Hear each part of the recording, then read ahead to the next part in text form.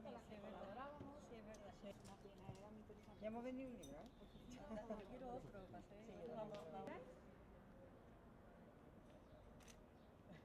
Ha puesto Alfonso más para allá. Sí, pero al Fernando Fernando ya. ya estoy dentro. Vale, un poco más.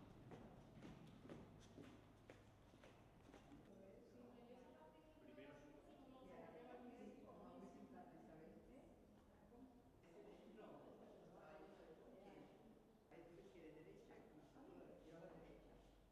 Vemos aquí, ¿sabes?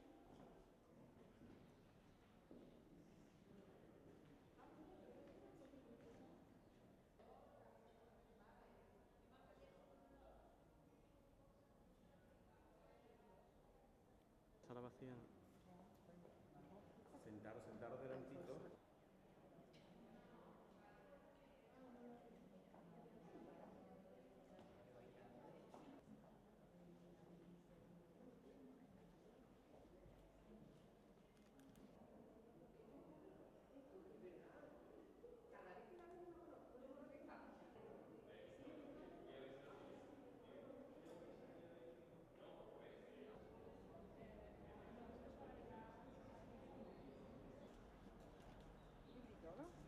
Otro más.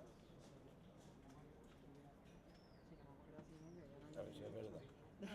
Aparecerá por detrás. Sí, para llegar al escenario y hacer su entrada.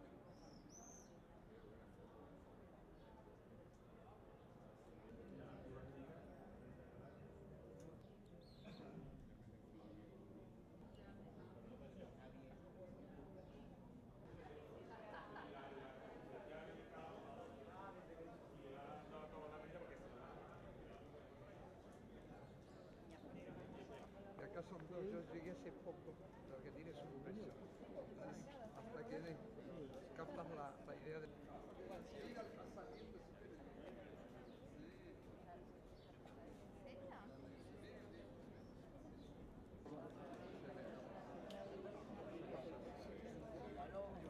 Si no solo de los carruajes, yo voy a construir ahora lo de los carruajes míos. Siempre vamos a ir.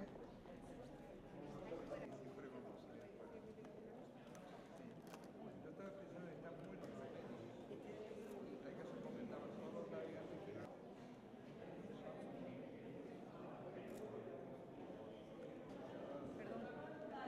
Pase. todo el pasillo por los parques.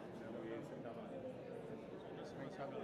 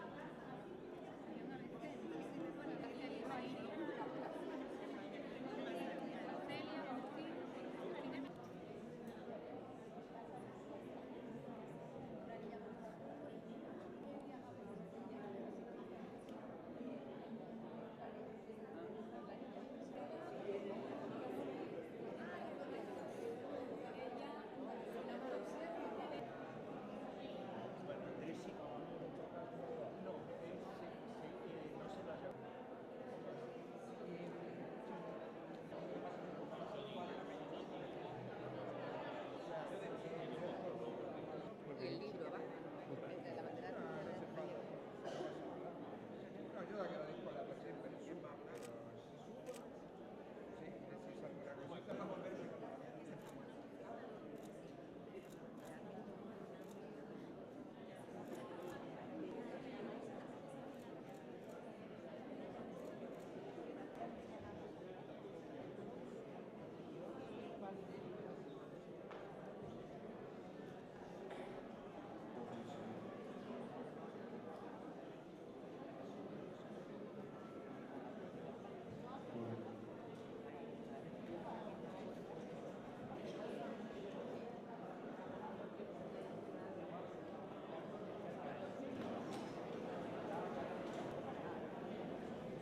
Comentar solo que bueno, nuestra tarea es presentar un libro de Alejandro Roemers, un poeta, un notable poeta argentino con una amplia obra muy vinculado a España y que en este caso va a ser acompañado por Fernando Iwasaki, escritor sevillano, afincado aquí hace muchísimos años, Alejandro Vaccaro y Roberto Alifano, escritores de mucho mérito argentinos. Alejandro es presidente de la Asociación de Escritores de Argentina, y Roberto Alifano fue secretario de Borges durante 11 años y tiene una amplia labor editorial. Al año que viene se va a cumplir el centenario de la visita de Borges a Sevilla, que vivió aquí más o menos unos 6 meses. Aquí publicó sus primeros poemas, escribió sus primeros poemas, y en una ciudad como Sevilla, a la que Juan Ramón Jiménez consideró la capital poética de España, yo creo que es muy importante que haya este tipo de actos, que la poesía no sea siempre algo muerto, algo de los libros de historia o de las antologías, sino también algo vivo, y se pueda escuchar un poco la obra en marcha de poetas actuales que intentan tender un poco un puente entre la gran tradición hispánica del idioma español y la actualidad. Y nada más, muchas gracias. Buenas noches, gracias por acompañarnos, un placer estar en Sevilla, un placer acompañar a mi querido amigo Alejandro Guillermo Roemer con esta voz poética de España en mí, también con mi querido Roberto Alifano. Ustedes saben que los argentinos, decía Borges, somos europeos en el exilio, ya que todos de alguna manera tenemos familiares, parientes, descendemos fundamentalmente de los españoles, ¿no? También de italianos y de otros países de Europa. Así que somos una suerte de crisol, una combinación. Mi abuela nació muy cerquita de acá en Málaga, era andaluza, y así que venir a Sevilla es volver a casa, ¿no? Estar de nuevo entre nosotros. Y bueno, nosotros tenemos ese gran primer escritor que es Borges, que, como dijo Abelardo, publicó su primer poema, o sea que su debut poético, su voz lírica, nace precisamente en esta ciudad, cuando publicó Himno del Mar, el 31 de diciembre de 1919, en la revista Grecia, que dirigía entonces Isaac del Bando Villar, ¿no? Un hombre también de esta tierra. Y acá Borges conoció a Rafael Cansino Sassens, en fin, conoció escritores que después él identificó como sus maestros. ¿Y a qué viene esto? Esto viene a cuento de que cuando estamos en presencia de un poeta como lo fue Borges y como lo es Alejandro Roemer, uno siente que la poesía vibra en ellos. Ellos son poetas desde lo más profundo de su ser.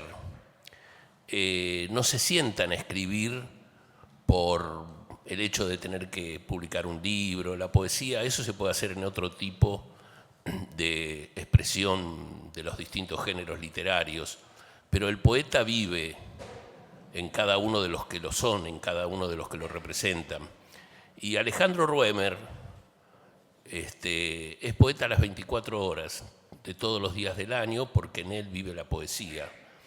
Y si uno repasa su prolífica obra poética, él escribe y publica desde su juventud, lo cual no es un detalle menor, desde luego.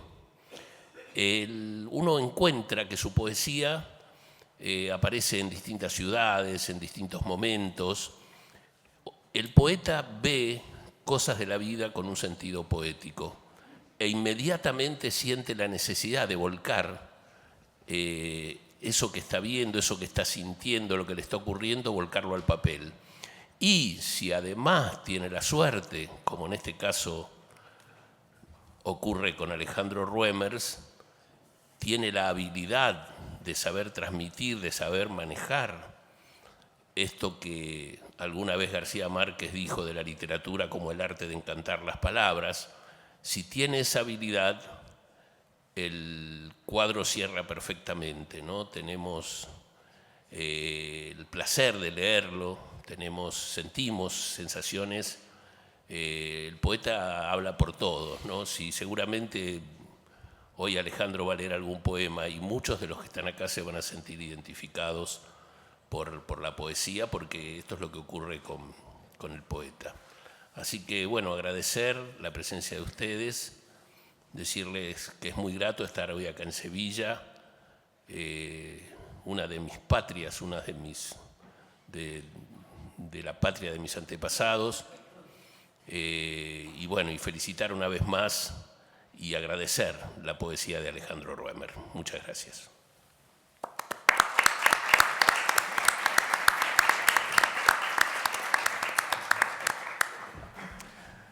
Bueno, muchas gracias nuevamente por estar aquí en esta noche que es una noche mágica o una tarde mágica. Todavía no hemos entrado en la noche, esa estación inevitable que tiene mucho que ver con la poesía, porque la poesía por lo general aparece de noche. También aparece, como dice un poeta argentino, Leopoldo Lugones, al promediar la tarde de aquel día. Dice Lugones, al promediar la tarde de aquel día, cuando iba mi habitual adiós a darte, fue una leve congoja de dejarte la que me hizo saber que te quería. Qué lindo, ¿no? Qué versos tan dulces. Versos tan dulces como los que esta noche nos va a decir nuestro amigo y querido poeta Alejandro Guillermo Roemer. Para mí es un gusto muy grande estar esta noche aquí en Sevilla. Estar esta noche, voy a repetir lo que dijo Alejandro Vaccaro, en una de mis patrias. Porque yo visité Sevilla cuando tenía 21 años, 22 años, y nunca dejé de frecuentar Sevilla. Cuando hicimos este libro que presentamos esta noche, España en mí y otros poemas, yo fui el que cuidó la edición, el que estuvo leyendo y corrigiendo los poemas, junto con este extraordinario editor que tienen ustedes aquí en Sevilla y del que tienen que sentirse orgullosos, que es Abelardo Linares. El querido Abelardo, que es, a mi criterio, el más grande editor de España, pero sin ninguna duda. Un hombre que tiene una editorial extraordinaria, una editorial de las más sobresalientes, de las más fabulosas que existen, no solo en España, sino en el mundo. Se le dice a Abelardo el hombre de 1 millón de libros. Hay que juntar 1 millón de libros. Hay que amar a los libros. Y la otra razón por la que yo me siento tan ligado a esta querida tierra es, señalando también lo que dijo Alejandro Vaccaro, porque Borges, mi maestro, estuvo aquí en su juventud. Y aquí escribió mucha poesía. Y aquí colaboró en una revista, y aquí conoció a su maestro, un sevillano, Rafael Cancinos Asens. Don Rafael, que alguna vez escribió un bellísimo poema sobre el mar, y Borges se lo elogió.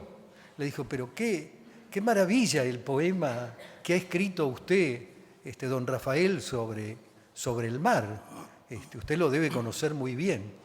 Y Cancinos Asens sorpresivamente le dijo, no conozco el mar y creo que nunca lo voy a conocer. Es decir, vivía en Sevilla, había nacido en Sevilla, se había criado en Sevilla, se había formado en Sevilla, había viajado luego a Madrid y nunca había visto el mar. Porque antes la gente no viajaba como ahora. Ahora, bueno, estamos todo el tiempo en movimiento, viajando de un lugar a otro. En esa época no se viajaba. Yo recuerdo un personaje, un payador argentino, que dice en uno de sus versos, he andado demasiados caminos y me he alejado a un pago tan lejano como el Bragado. Y el Bragado estaba a 20 kilómetros de donde vivía él. Y siguiendo con esto de mi querido editor acá, que también es mi editor, Abelardo Linares, Él ha editado El humor de Borges, un libro mío. Les quería contar que, bueno, que uno de los grandes autores que ha publicado y ha traducido a Abelardo Linares es Gilbert Keith Chesterton. Es el gran editor de Chesterton. Y este maravilloso escritor inglés, un hombre tan de mundo, tan literario, tan extraordinario en todo sentido, era muy religioso. Se había convertido al catolicismo y podríamos decir que vivía rezando. Y Chesterton comentó una vez que los milagros se producen permanentemente. Siempre se están produciendo los milagros. Pero lo que sucede es que no estamos atentos y no nos damos cuenta de que suceden. Esta noche estamos viviendo un milagro. El milagro que estén todos ustedes aquí, que estemos en esta mesa y en este maravilloso museo acompañando a nuestro amigo, el querido poeta Alejandro Guillermo Roemers. Muchas gracias.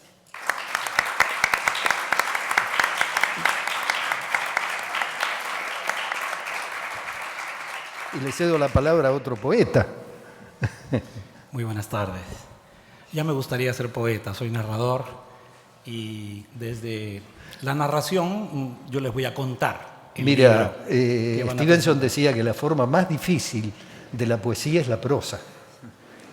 Yo callo ante ese piropo, es lo que corresponde. Pero sí quisiera comenzar dándole las gracias al Museo de Carruajes por acogernos esta tarde, querida Inma. Decirte, Alejandro, Roberto, Alejandro, que estamos en un lugar histórico.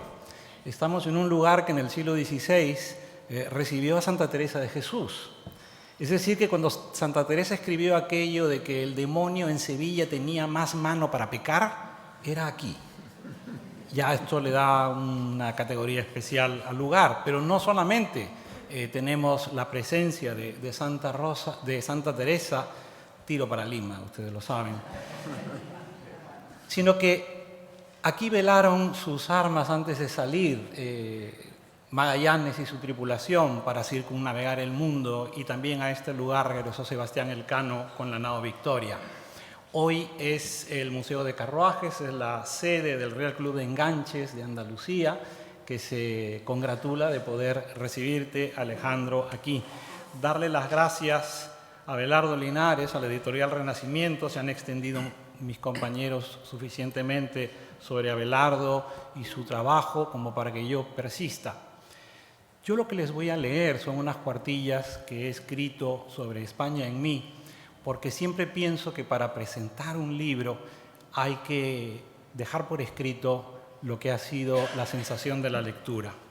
Y he titulado a estas líneas Mateo 22-21, la poesía según Alejandro Romas. Llegué a Sevilla en enero de 1985, 3 meses después de un fastuoso coloquio donde Borges había deslumbrado a cuantos asistieron al curso de literatura fantástica que la Menéndez Pelayo y la editorial Ciruela celebraron en nuestra ciudad. En aquel seminario participó también el poeta Luis Alberto de Cuenca, y me haría ilusión fantasear que un joven poeta argentino, lector de Borges y futuro amigo de Luis Alberto, brujuleó aquellos días por el Hospital de los Venerables y fue uno más con la multitud que escuchó reverente al autor de la Aleph. Si aquel memorable 24 de septiembre ese joven poeta argentino le hubiera contado a alguien en cualquier bar sevillano que a los 14 años le había leído sus poemas a Borges, estoy persuadido de que no solo hubiera ligado, sino que encima habría repetido. En realidad, Por entonces, Alejandro Romas, aquel joven poeta argentino, ya había publicado Soñadores Soñad, poemario que me concierne porque a mí también me conmovió la diferencia de magnitudes entre la geografía europea y la hispanoamericana cuando me avecindé en España. Así, familiarizado con la inmensidad de los Andes, de la pampa argentina o del cauce del Paraná, los ríos y montañas de Europa se le antojarían miniaturas medievales al poeta, y por eso sus poemas sobre Estoril, Castilla, La Toja, el Escorial o la cumbre del Courchevel son acuarelas que abroquelan momentos, detalles y reverberaciones, mientras que sus poemas al paisaje argentino nos hablan de su amplitud, su inmensidad y su infinito. Soñadores Soñad fue el primer latido de la fascinación española de Romas, donde repican tanto el asombro flamenco por bodas de sangre como la conjugación española en el propio título, pues en el habla argentina el poemario se habría titulado Soñadores Sueñen, que ya no suena igual. A diferencia de Lima, Buenos Aires siempre ha sido una ciudad de libros y librerías, así que no creo que al joven poeta argentino le hubieran demudado las librerías españolas como me impresionaron a mí, aunque sí lo imagino incansable descubriendo poetas y libros de poesía. Por eso al leer los poemas de Ancla Fugaz, España en mí, Más allá, Como la arena y La mirada impar, seleccionados por Roberto Alifano, uno advierte sus lecturas de Antonio Machado, Miguel Hernández, Juan Ramón Jiménez, Federico García Lorca y Luis Cernuda, aunque debo decir que su gusto por el soneto y el verso endecasílabo no supone una deuda con la poesía española, sino con la poesía de Borges, quien se inspiró en la métrica inglesa de los versos de 10 sílabas para escribir en español sus endecasílabos acentuados en la última sílaba. Así, los sonetos de Romas vienen de los sonetos de Borges, que a su vez pertenecen al linaje de los sonetos de Shakespeare. Y esta estética borgiana sí que conecta a Romas con los poetas españoles contemporáneos que también escriben sonetos con la métrica inglesa adaptada por Borges. Pienso en Luis Alberto de Cuenca, pero también en John Juaristi, Abelardo Linares, Felipe Benítez Reyes o José María Álvarez. Siempre volveremos a Borges y Borges siempre volverá a Sevilla, porque gracias a los meses que pasó en el antiguo Hotel Cecil de Plaza Nueva, podríamos hablar de una tradición literaria argentina en Sevilla que incluiría a Forcada Cabanellas y sus tertulias, Enrique Larreta y sus novelas, Ricardo Sáenz Ayes y sus meditaciones, Arturo Capdevila y sus postales, Oliverio Girondo y sus calcomanías, Roberto Arlt y sus aguafuertes, Manuel Gálvez y sus solares, César Tiempo y sus entrevistas, Mujica Lainez y sus laberintos, y así hasta llegar a Alejandro Romas y sus óperas, porque el autor de España en mí no solo es un melómano que escribe poesía, sino un poeta que escribe libretos como Franciscus, Una razón para vivir, ópera estrenada el año pasado en Buenos Aires y que una ciudad de óperas como Sevilla acogería complacida. Franciscus es una ópera sobre la figura de San Francisco de Asís y mencionarla me permite aludir a la dimensión espiritual de la poesía de Alejandro Romas, faceta que no debería pasar desapercibida porque el poeta desea que su poesía, como nos enseñó Steiner en Presencias Reales, sea un lugar de apariciones, epifanías y revelaciones, como la Noche Oscura de San Juan de la Cruz, el Castillo Interior de Santa Teresa o las Florecillas de San Francisco. Así, los poemas de Alejandro Romas están habitados por una presencia real que muy pocos lectores contemporáneos perciben o intuyen y que a mí me gustaría poner de relieve porque corren tiempos en los que es más sencillo hablar de Dios a través de un verso de Vallejo, un ensayo de Agamben o un personaje de Flannery O'Connor. Aunque el dado que la divinidad arroja en el poema Hay días sea uno de los dados eternos de los heraldos negros. Hablar de la poesía de Romas sin mencionar su ambición mística sería traicionarla. Sin embargo, cuando uno busca información acerca de Alejandro Romas, a veces ni siquiera se habla de sus poemas. Por eso quiero terminar hablando del lugar de su poesía, de los lugares de su poesía y de las presencias reales que la pueblan. El primer poema de la presente antología es ¿Por qué, Señor? ¿Acaso uno de los poemas que el poeta adolescente le leyó a Borges?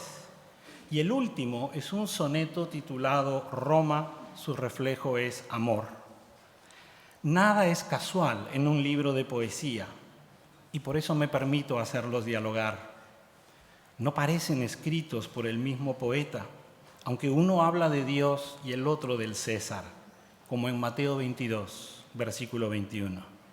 Es decir, hay que desbrozarse los fanes y pieles mundanas hasta llegar al lugar de las revelaciones, a la almendra de su poesía, porque la poesía de Alejandro Romas construye su castillo entre el alma del mundo y el mundo del alma.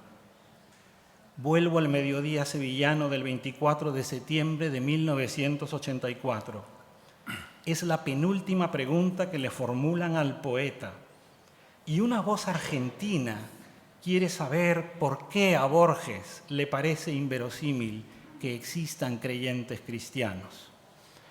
Seguramente aquella voz no era la de Alejandro Romas, pero habría sido maravilloso que esta fantasía que hemos compartido durante unos minutos, como cualquier poema o cuento de Borges, haya sido la continuación del diálogo que Borges y Romas comenzaron hace casi medio siglo. En realidad, creo que no han dejado de dialogar. Con ustedes, Alejandro Romas.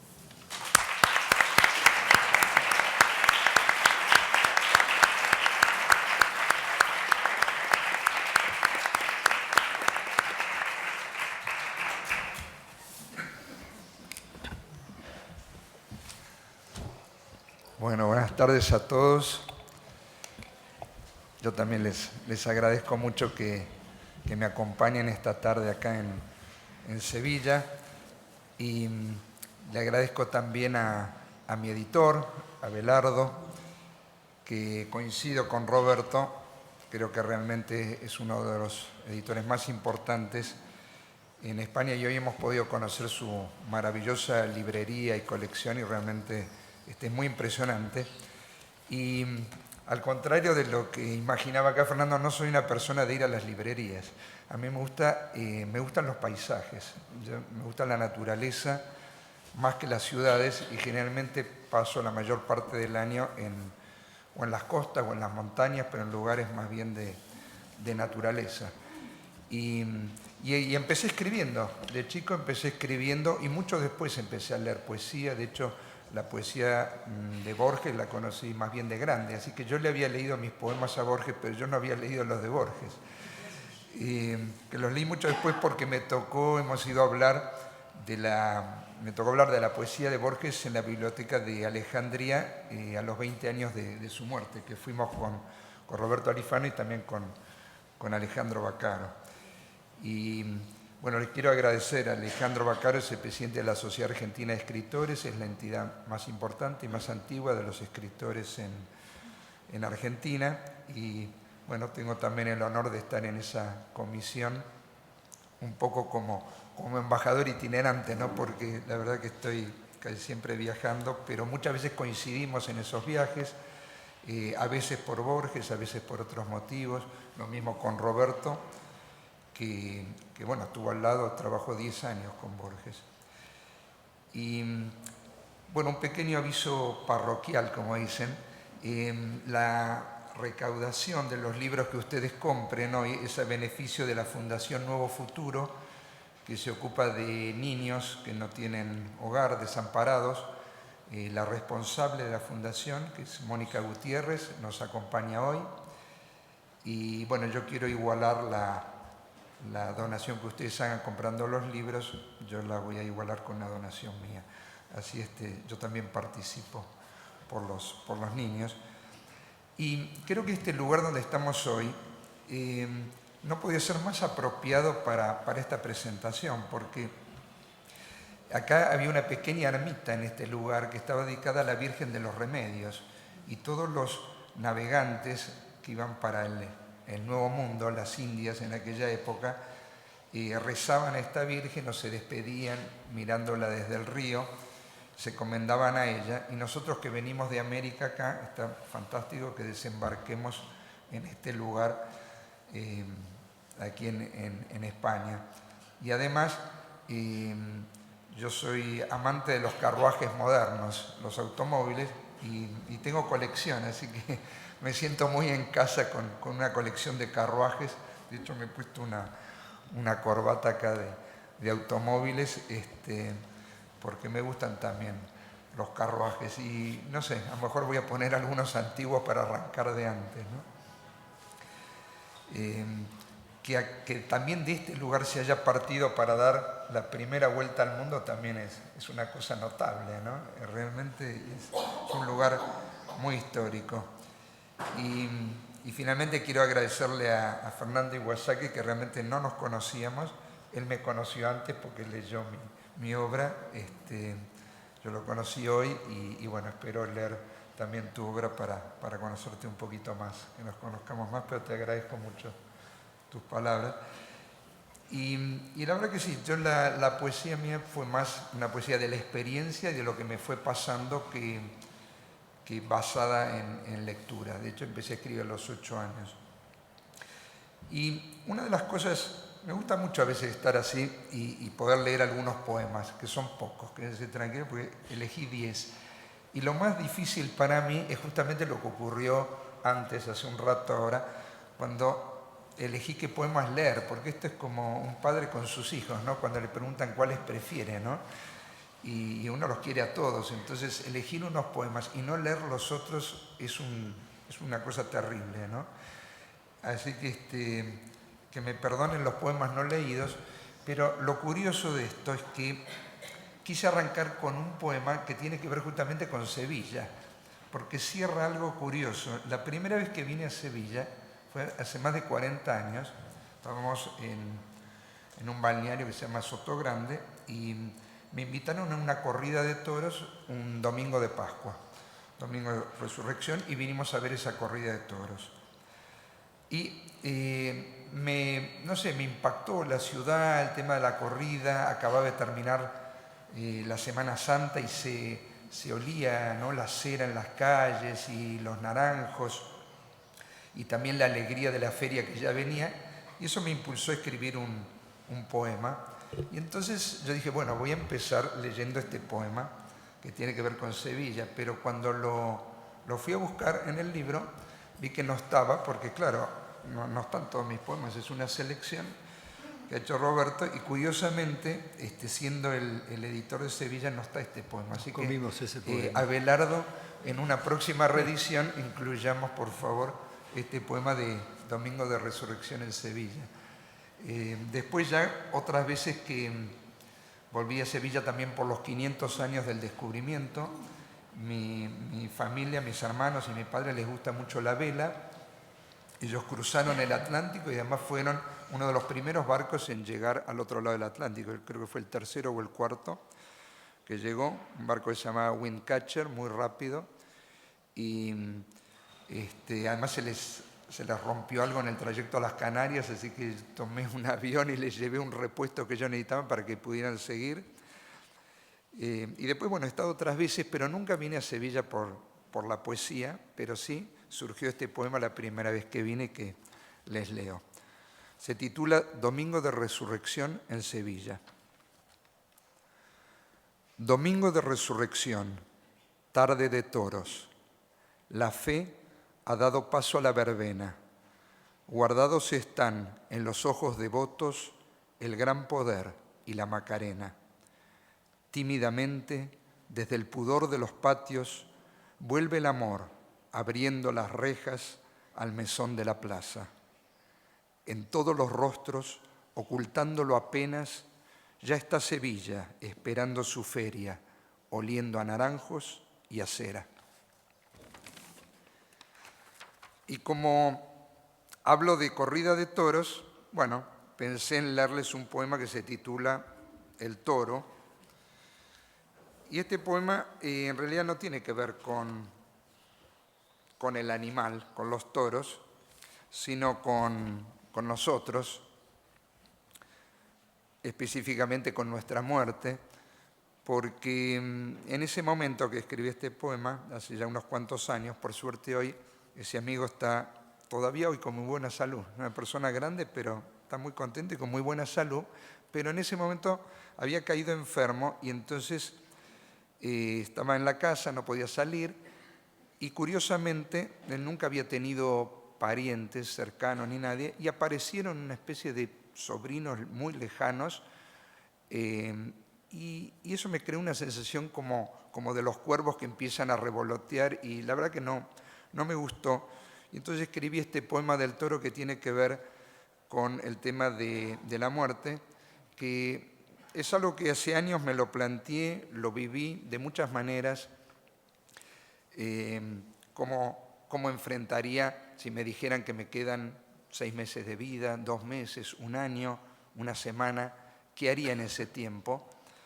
Y entonces imaginé mi muerte en muchas circunstancias, cómo me despediría de las personas queridas, todo. Y eso hizo que realmente de tanto pensarlo como que, bueno, ya está, lo acepté, atravesé mi muerte, le perdí el miedo y desde entonces pude ser muy feliz. Hace muchos años que realmente me siento una persona muy feliz. Pero escribí este poema del toro porque sí me quedó ese deseo de que la muerte fuera rápida, de que no fuera una agonía como a lo mejor puede ser la del toro en la plaza. El toro. Evítame, Señor, los picadores, el acecho voraz del mercenario, la multitud, las burlas, el calvario, los escualos, las hienas, los roedores. No te pido indulgencias ni favores, que se presente listo el emisario a cumplir con rigor tu calendario, sin duda o compasión por mis errores. No reclamo batirme con grandeza, que transcurra cobarde en un segundo la súbita y certera puñalada. Al corazón abierto con franqueza, atraviésalo rápido y profundo, cuando me llegue el tiempo de la espada. Y cuando me acuerdo que desde ese poema que les leí, acá en Sevilla, al día de hoy pasaron un poquito más de 40 años. Parece mentira, ¿no? Parece que hubiera sido ayer. Yo me siento que soy un poco el mismo. Y qué increíble, ¿no? Que a veces uno vuelve a esos mismos lugares, a veces nunca vuelve y no lo sabemos. Nunca sabemos cuándo va a ser la última vez que vamos a caminar por una calle, pasar por una ciudad, ver a una persona. Y pensando en eso, una vez escribí este poema que se titula Todo pasa. Todo pasa y se va, todo se pierde, todo transcurre irremisiblemente. Hasta el granito más irreverente se convierte en la arena que remuerde. ¿Dónde está aquel que todo lo recuerde en este urgido abismo del presente? ¿Dónde está el que se plante airosamente cuando el destino se abalanza y muerde? Las promesas de amor las lleva el viento, las rosas se marchitan en estío, la vida su madeja desenvuelve, mas si el aire me besa con tu aliento y recrea la rosa su atavío, es que todo se va y todo vuelve. Y hablando justamente con Roberto, Alifano, estábamos en Australia, nos había invitado la Universidad de Sydney, creo, ¿no?, para hablar de Borges, en ese caso. Bueno, yo también leí poemas míos, me pidieron que también hiciera una lectura de poemas. Reflexionábamos sobre esto, ¿no? Qué misterio el tiempo, que antes parecía una cosa tan absoluta, pero después de Einstein nos hemos dado cuenta que el tiempo es una dimensión más y que depende incluso de otras dimensiones, que a ciertas velocidades el tiempo transcurre más lento, incluso puede llegar a detenerse. Y me decía Roberto que Borges comentaba que si supiéramos lo que es el tiempo, lo sabríamos todo. Y entonces, bueno, quise esa noche reflexionar un poquito sobre el tiempo y le dediqué este poema justamente a Roberto Alifano. Tiempo. ¿Qué es el tiempo? No sé. Si me preguntas, aquello que de usual se vuelve incierto. Es un principio y un final abierto. Es recta y espiral, y es ambas juntas. Van el tiempo y la vida como yuntas que arrastran el ensueño de ir despierto, como una caravana en el desierto que termina y comienza en ambas puntas. ¿Cómo es el tiempo si no estás inmenso y vuela escurridizo entre tus labios, picaflor que no posa ni un momento? Hoy es breve y mañana tan extenso que enseña hasta el más grande entre los sabios a gozar aceptando su tormento. Y con esto de que el tiempo es relativo y que a veces parece que fuera muy rápido y a veces parece que no transcurriera nunca, cuando estaba pensando esta tarde, ¿no?, qué poemas leer, me acordé que hay un soneto que tiene un epígrafe de Manuel Machado, justamente un poeta español, que decía que la vida entera cabe en un soneto. Y entonces con esa idea escribí justamente un soneto que empieza así.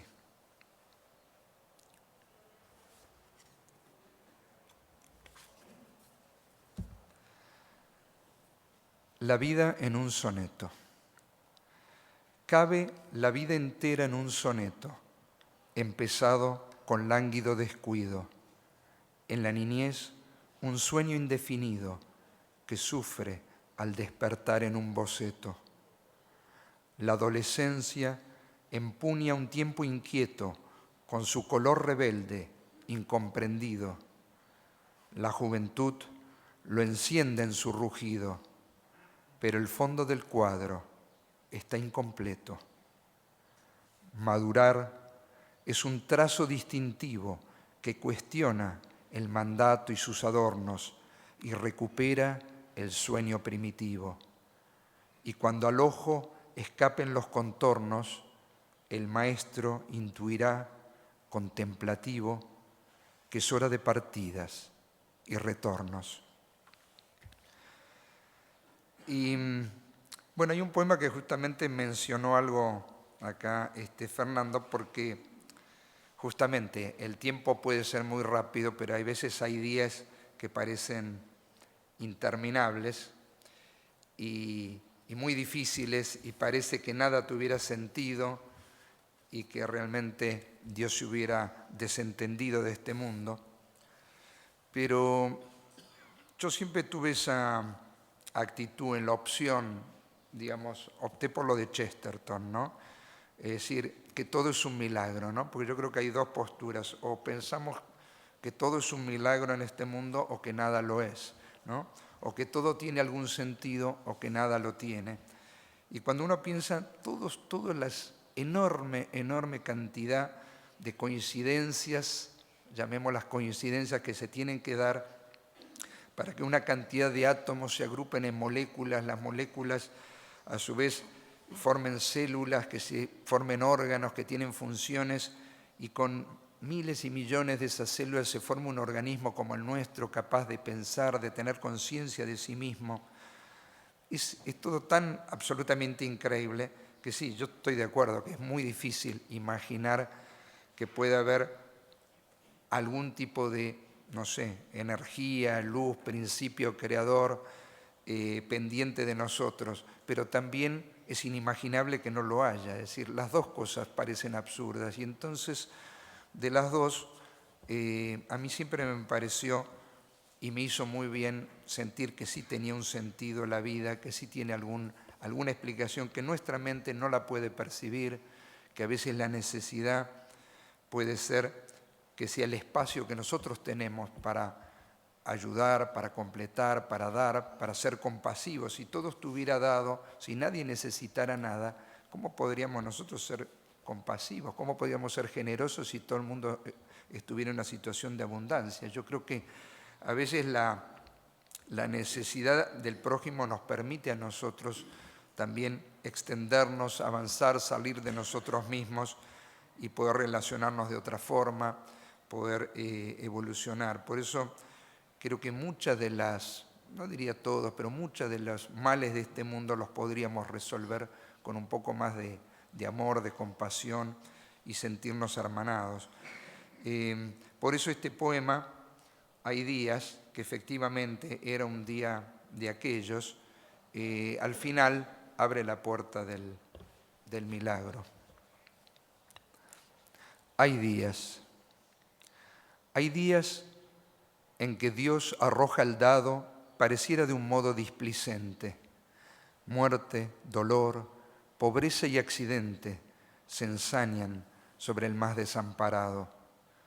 Son días en que llueve en lo mojado y gira el mundo en forma deficiente.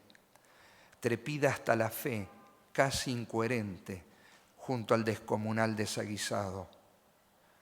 Si te cansas, golpeando, imperturbable, la terca realidad, insoportable, y toda gracia y bien parece magro, aguanta, que en la hosca intemperancia va la mano que acorta su distancia, y doblando la esquina está el milagro. Y bueno, en consonancia con esto mismo, en esto de creer o no creer, aceptar o no aceptar, y bueno, uno puede vivir la vida con pasión, con toda la intensidad, buscando cumplir un propósito, desarrollar nuestros dones, ponerlos al servicio de los demás, o podemos tomar una actitud de queja, de decir ¿por qué esto es injusto? ¿Por qué esto me pasa a mí? ¿Por qué tiene que ocurrir aquello? Como que estamos como de espectadores y de críticos. Y yo creo que con nuestras pequeñas inteligencias haríamos mal en ponernos críticos, porque es difícil. Digamos, a lo mejor este mundo es una obra en proceso, ¿no? Y cuando un artista está en el proceso de hacer una obra, bueno, a lo mejor podemos hacerle un montón de observaciones que después cuando la obra está terminada todo eso tomó algún sentido, ¿no? Eso se ve muy bien en los cuadros impresionistas, ¿no? Al principio uno no entiende nada y de golpe se aleja, toma distancia y puede percibirlo. Este poema se titula Ser o no ser, la famosa frase de Shakespeare, ¿no? Pero que tiene que ver con eso, ¿no? Vivo o no vivo, acepto o no acepto. Y surgió, es muy curioso, ¿no? Con esto de que decía Alejandro Vaccaro que para mí, o para los poetas en general, ¿no? No es como otras formas de la literatura, ¿no? Nosotros vivimos la poesía todo el día, porque lo importante es vivir poéticamente, me parece. Es una mirada que uno entrena sobre la realidad. Y a lo mejor pasa mucho tiempo y no escribo nada. Últimamente escribo pocos poemas, pero la poesía está siempre presente en la observación, en vivir de una determinada forma. Y este poema justamente lo escribí viajando. Estaba viajando a Chile, íbamos a esquiar ahí en los Andes, en Chile, y era el Día del Amigo, y es un día que recibo por suerte muchos mensajes de amigos y entonces no podía contestarle a cada uno, y se me ocurrió hacer una especie de contestación para todos, y pensé, bueno, ¿por qué no un poema? Y entonces empecé a escribir el poema en el avión, los 2 primeros cuartetos, un terceto mientras estábamos esperando en la cola de la inmigración, lo escribí en la espalda de un amigo, y el otro terceto mientras subíamos en un transporte en la montaña. Y dice así: ser o no ser. Del olvido venimos y al olvido vamos. Y al despertar nuestra conciencia, intacta en su ilusión y su inocencia, se aventura a creer que hemos vivido. Como un ave arrojada desde el nido que ignora la razón de la inclemencia, buscamos en las piedras y en la ciencia el rastro de un principio y un sentido. Entre abismo y misterio, con un grito, en vano interrogamos lo pequeño que se esconde a la par de lo infinito. Ser o no ser, confiar o maldecir, se nos va entre la duda y el asombro el incierto milagro de vivir. Y esto es muy así, ¿no? Nosotros somos seres que estamos suspendidos entre 2 abismos. Hacia arriba tenemos el abismo del cosmos con distancias que son inimaginables para nosotros. La distancia a las estrellas, solamente las estrellas de esta galaxia, ya es algo difícilmente imaginable. Si pensamos que además hay millones de galaxias o miles de millones, no puede entrar en nuestra dimensión mental. A su vez, hacia lo pequeño, hacia abajo, digamos, también hay misterios y abismos que son todavía hoy insondables. Los espacios vacíos que hay entre las partículas del átomo, ¿no? Prácticamente termina siendo todo vacío. Nosotros somos simplemente una condensación de energía, que a su vez todas nuestras partículas físicas se van intercambiando con el medio ambiente y después de unos meses ninguna de las partículas materiales es la misma, solo nuestra energía que nos acompaña. Así que realmente todavía es, digamos, hay tanto por saber, ¿no? Y que tal vez nunca podamos llegar a contestar todo, pero nosotros solamente percibimos una parte de lo que es, y la sabiduría de los antiguos orientales cada vez tiende a coincidir más con la ciencia occidental en cuanto a que lo que parecía tan certero, ¿no? La realidad, bueno, no es algo tan sólido ni siquiera la materia como nosotros creemos, ¿no? Prácticamente es un vacío con partículas que forman campos de energía. Y cuando elegiste leer este poema Ser o no ser, me asaltó, quise recordar a mi hermano menor, que hoy no está. A veces la muerte no respeta edades. Mi hermano menor murió hace muchos años en un accidente, así que de los 4 hermanos, el primero en dejar de ser en este mundo fue el menor.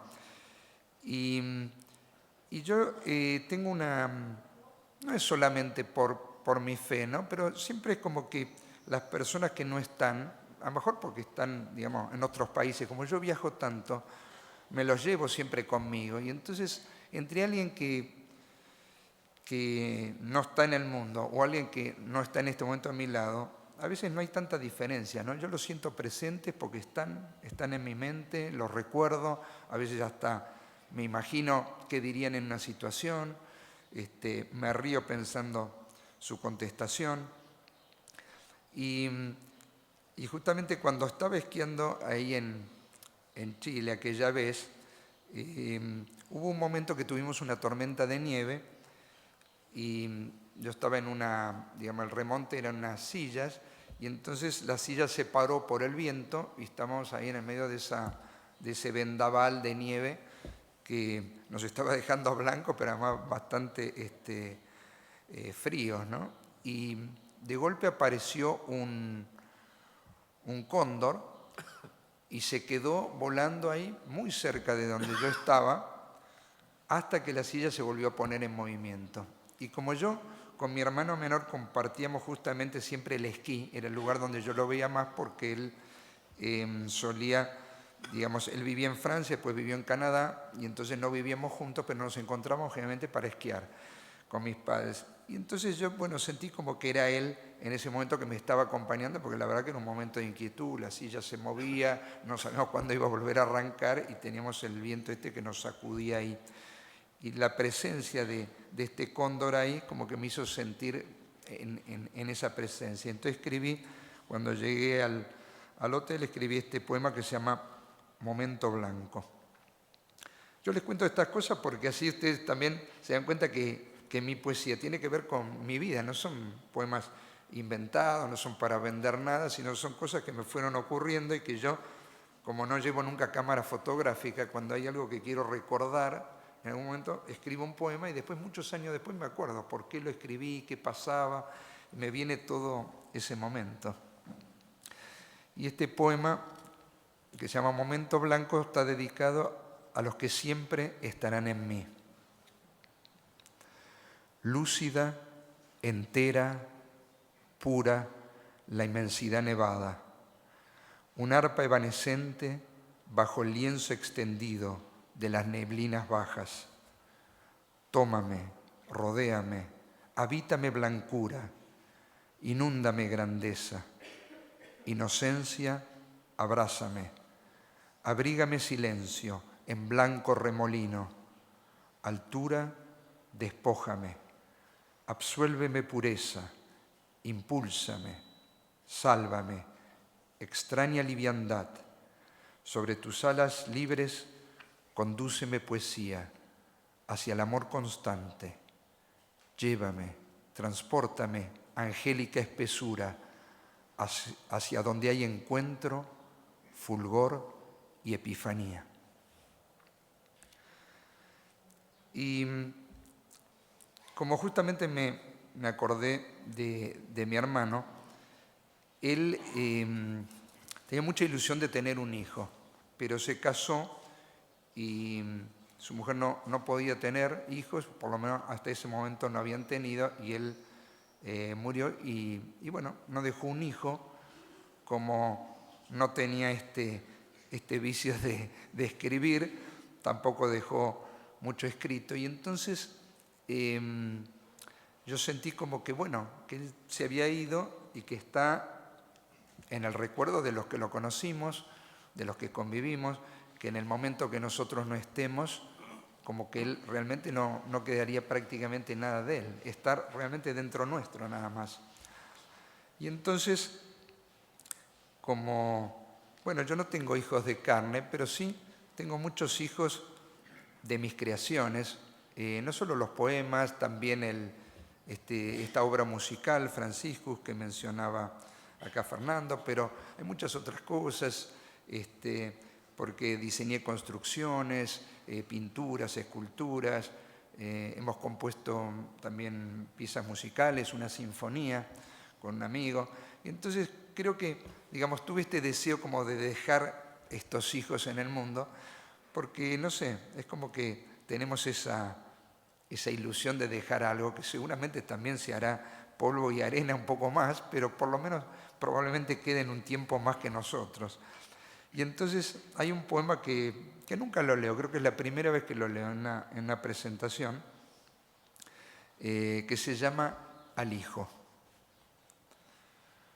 Le escribo hoy al hijo que nadie conoce, al hijo que tengo y nunca ha nacido. No imita mi gesto ni lleva mi sangre, es árbol de estrellas que brota del pecho. Su aliento, el más leve ondear de trigales, un soplo de rosas, un grillo que muere. Los ojos tan grandes son dos caracolas, se llenan de perlas en cuanto los abre. Dichoso y valiente, leal y sencillo, y el corazón puro, siempre adolescente. De octubre una tarde lo acercó el destino. Tal vez fue mi culpa que no tenga madre. De amor tuvo hambre y fue tanto el frío que cuando lo abrazo solo quiero darme. Jamás será viejo, nunca ha de faltarme su fresco y alegre manantial de besos. Por su voz me guío bordeando el abismo y vence el misterio, su risa de niño. Hijo de la luna que arropa la aurora, quebró soledades, mi pena lo acuna. Fruto de los mares, rumor de los ríos, viento de la sierra, quietud de los valles. Retoño de flores, pichón de las aves, lo engendra un silencio de extraños colores, un sueño escondido muy dentro del alma, que nace y que muere con cada suspiro. Le escribo y al hijo que aún no ha nacido, me surgió una tarde y se irá conmigo.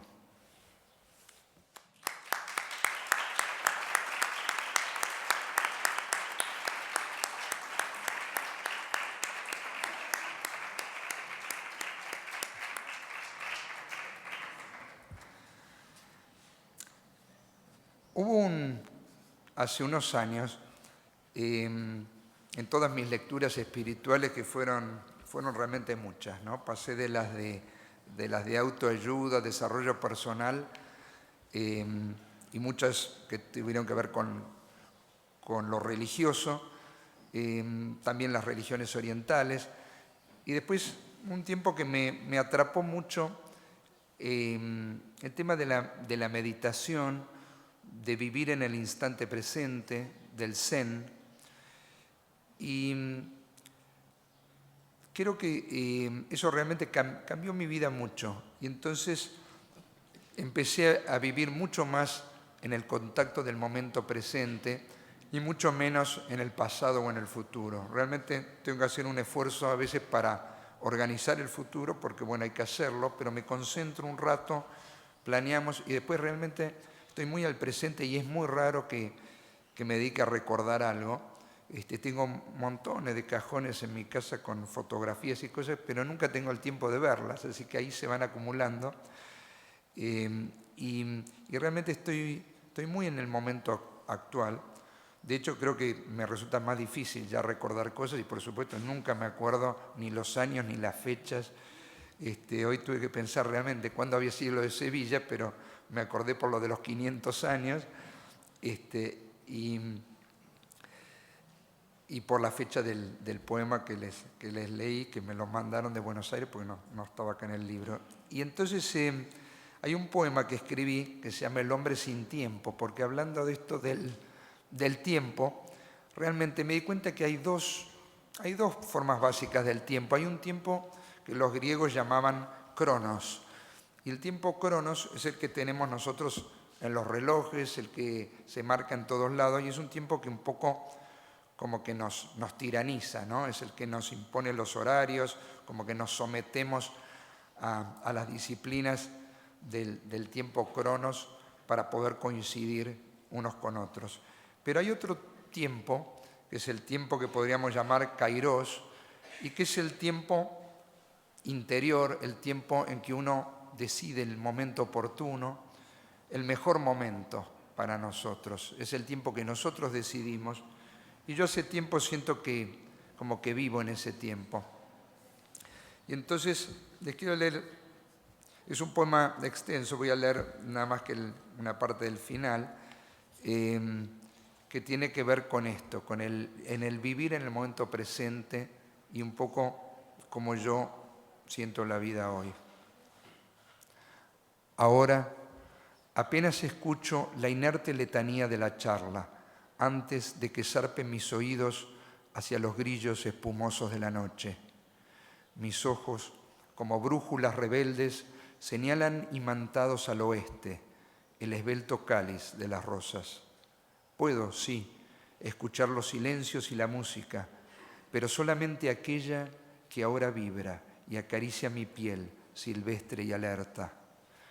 Ya me es imposible contarte del ayer, ordenar el silogismo de los hechos con el engaño lineal del calendario. Soy pura actualidad. Si llueve, lluevo. Si nieva, nievo. Si hay sol, brillo. Si es noche, oscurezco. Cada hora es diferente y varío con ella. No puedo explicarlo, no comprenderías, porque todo tiene sentido en el momento y nada fuera de él. Cada fracción de tiempo es un arco iris de sensaciones que despliega una paleta sorpresiva. Al vivirlo, lo derramas, lo agotas, como si comieras una fruta. Cada instante se presenta a la claridad de mi conciencia como los fotogramas de un film que alumbra el reflector, incontaminado, sucesivo, puro. Como niño, amanecido sin prejuicios, se recrea la conciencia, enriquecida por el instante que pasó. Como crece el talento del artista cuando vuelve a desafiar el espacio virgen de la tela. Por eso, ahora debo avanzar solo y no podrás seguirme.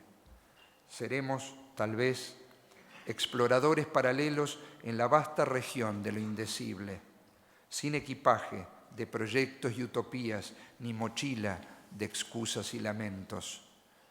Si la vida es memoria de la vida, ya no vivo. Si la muerte es el fin de la conciencia, ya no muero. Soy apenas un universo que siente, sin pensar que se expande y se enriquece. Soy la unidad que abarca las fisuras, el centro que atrae las periferias. Mi hambre es de luz, mi droga es la verdad. Por favor, auméntame la dosis de verdad. Ahora observa, voy a resolver esta última grieta entre el que escribe y el que sabe que escribe. Quedará un rastro de amor en el silencio. Y creo que si alguien me preguntara qué es lo que me gustaría dejar atrás, es justamente esto, ¿no? Un rastro de amor en el silencio. Creo que es lo mejor que un ser humano podría dejar. Y para terminar, quiero leerles un poema que tiene que ver con la poesía, porque yo soy un agradecido a la poesía. Fue un consuelo, un refugio en los momentos tristes o en los momentos difíciles de la adolescencia o la primera juventud.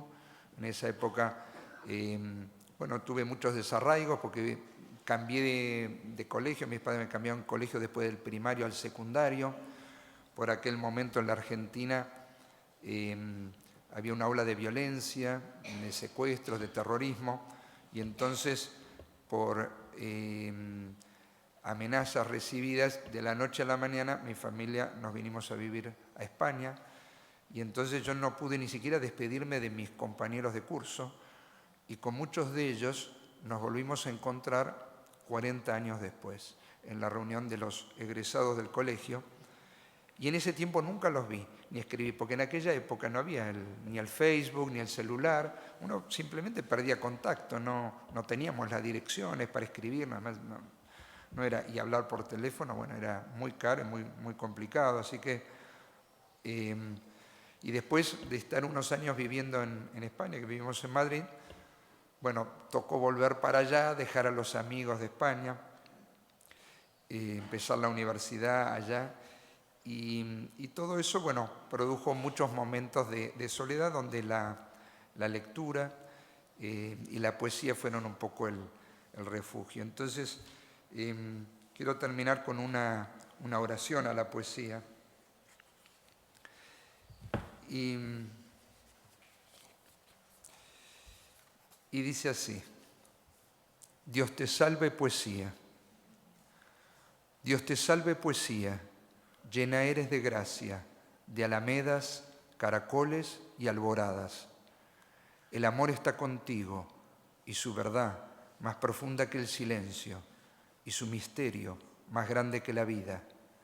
Humilde tú eres entre todas las artes y bendita es la palabra de tu vientre.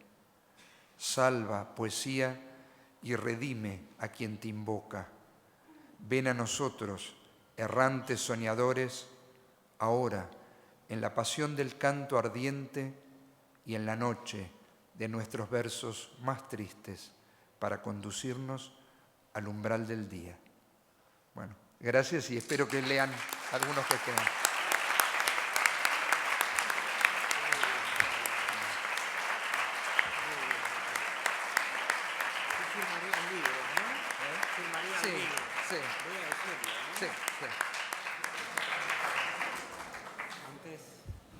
Antes de cerrar este acto y de pasar a otro momento en el que podremos departir y conversar, me gustaría recordarles que si todos compramos ejemplares de España en mí y otros poemas, no solamente vamos a colaborar con la Fundación Nuevo Futuro, sino que además Alejandro Romas tiene el detalle de igualar la donación que se derive de este acto de generosidad de todos los que hemos venido.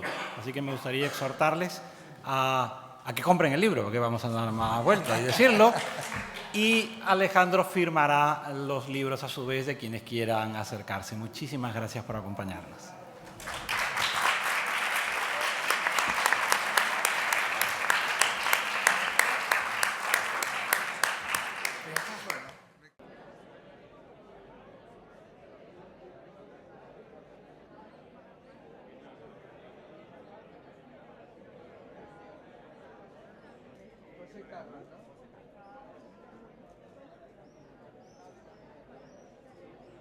Me acuerdo de Octavio Paz, ¿no?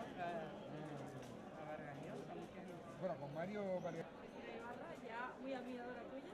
Soy amiga de Amparo Fernández, que me llamó para... yo creo como decir. Y la manera, sí, por eso ahí la manera de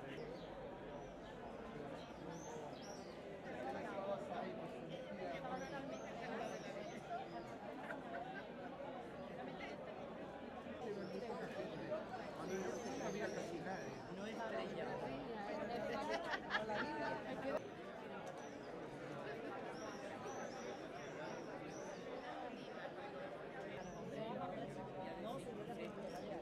Siempre dicen Margarita, pero Que él no va de nada.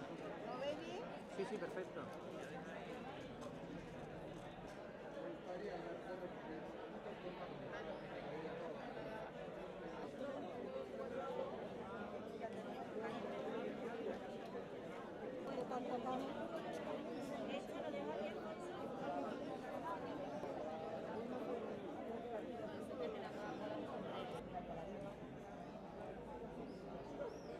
la viña con N, así.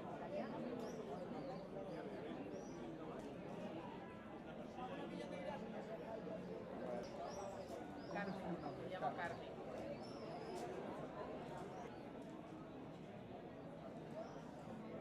Pero a mí Carmen, yo cada vez que escucho Carmen me acuerdo de la...